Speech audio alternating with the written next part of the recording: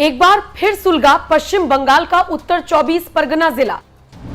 मोदी की रैली से ठीक पहले टीएमसी कार्यकर्ताओं ने काटा बवाल। पत्थरबाजी, बमबाजी, फायरिंग के बाद सीआरपीएफ ने घेरा पूरा बंगाल।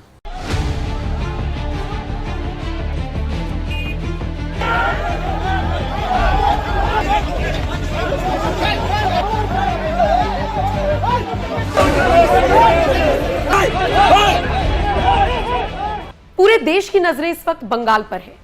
पहले चरण का मतदान सिर्फ ट्रेलर था, असली पिक्चर दूसरे चरण का मतदान होगा। क्योंकि जितनी भी हॉट सीट्स हैं, जितने भी हाई प्रोफाइल चेहरे हैं, जितने भी बॉर्डर इलाके हैं और जितने भी संवेदनशील क्षेत्र हैं, उन सब की साख दांव पर लगी हुई है। और दूसरे चरण में ही वो सब कुछ होना है जो अब तक आपने बंगाल को लेकर सुना होगा। लेकिन सेकेंड फेज की वोटिंग से पहले ही टीएमसी के कार्यकर्ताओं ने हंगामा मचाया हुआ है।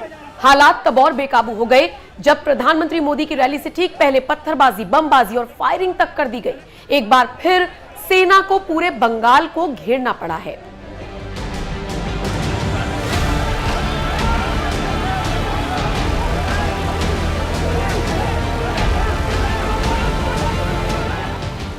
बंगाल की सड़कों पर उतरी भीड़, एक दूसरे का सिर फोड़ने को तैयार दिख रहे लोग, गाली गलौज, धक्का मुक्की, मार पिटाई, तू तू मैं। आखिर ये सब क्या हो रहा है? हैरान परेशान कर देने वाली ये तस्वीरें बंगाल के उत्तर 24 परगना से सामने आई है। रविवार रात को अचानक से इस इलाके में हिंसा भड़क गई। जितने भी लोग सड़कों पर उपद्रव मचाने के लिए उतरे, सब एक दूसरे के खून के प्यासे नजर आए। ये पूरी घटना ऐसे वक्त में हुई जब कुछ घंटे बाद ही यानी कि सोमवार को प्रधानमंत्री मोदी की जनसभा इस इलाके में होनी तय है। पुलिस स्टेशन के सामने भिड़ गए टीएमसी बीजेपी समर्थक। सेना के जवानों का गिरेबान पकड़ा। टीएमसी ने तो हद कर दी। विवाद चाहे किसी भी बात को लेकर रहा हो, लेकिन क्या आप इमेजिन कर सकते हैं कि हिंसा इस कदर भड़की कि बीच बचाव कराने आए सेना के जवानों तक का टीएमसी कार्यकर्ताओं ने गिरेबान पकड़ लिया। उन्हें भी गालियां दी गई, बीच में से हट जाने की चेतावनी दी गई। यही नहीं, जब पुलिस स्टेशन के सामने पहुंचे टीएमसी कार्यकर्ता तो वहां भी टीएमसी समर्थकों ने एक भगवा गमछा पहने बीजेपी नेता को इतना मारा कि वो लहूलुहान हो गया। ये तस्वीरें खौफ पैदा करती हैं। शायद इसीलिए वक्त रहते पूरे इलाके को, साथ ही साथ पूरे बंगाल को, बंगाल के चप्पे चप्पे पर सुरक्षा बलों को तैनात किया गया। आखिर क्यों भड़का विवाद? फर्स्ट फेज का चुनाव हो चुका है, दूसरे फेज के चुनाव में वक्त है। ऐसे में ये हिंसा रविवार रात को क्यों भड़की? इसके पीछे का कारण क्या था? दरअसल सोमवार को प्रधानमंत्री मोदी की रैली प्रस्तावित है। ऐसे में पीएम मोदी के स्वागत के लिए बीजेपी ने जगह जगह मोदी के पोस्टर्स लगा दिए, पार्टी के झंडे लगा दिए। टीएमसी कार्यकर्ताओं ने आ बैल मुझे मारते हुए इन झंडों और पोस्टर्स को फाड़ना शुरू कर दिया। बीजेपी कार्यकर्ताओं ने आरोप लगाया कि टीएमसी समर्थकों ने जगदल इलाके में उनके प्रचार सामग्री का अपमान किया। इस पर जब विरोध किया तो टीएमसी वालों ने जमकर मारा पीटा। और बाकी तस्वीरें और वीडियो चीख चीख कर गवाही दे रही हैं कि टीएमसी की गुंडागर्दी किस हद तक बढ़ गई है। सुरक्षा बलों पर ही कर दिया गया हमला। टीएमसी की बौखलाहट का आलम समझना है तो ये वीडियो देखिए। सीआईएसएफ जवानों को जिस तरह से मारने की कोशिश की जा रही है, क्या आप जानते हैं इस पूरी हिंसा में सीआईएसएफ के जवान घायल भी हुए हैं और कई बीजेपी नेताओं के घायल होने की भी खबर है। बवाल के बाद चुनाव आयोग की एंट्री।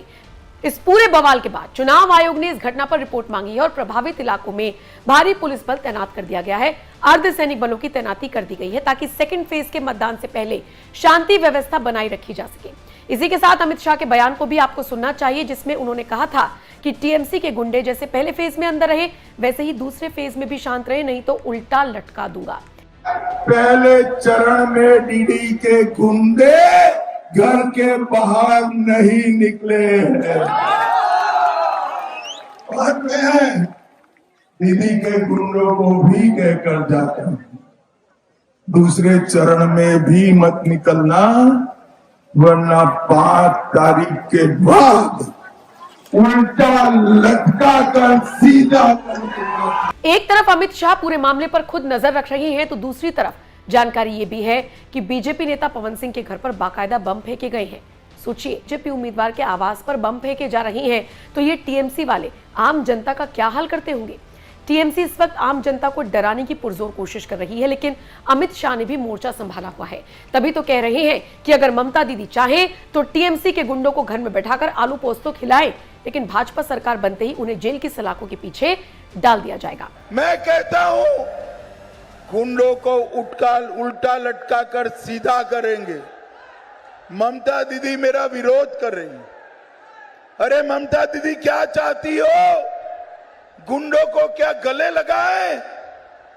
बंगाल की जनता को बम धमाकों से त्रस्त करने वाले गुंडे, आरजी कर, Sandeshkhali, Calcutta law college, Durgapur law college, माताओं बहनों पर अत्याचार करने वाले गुंडे हैं।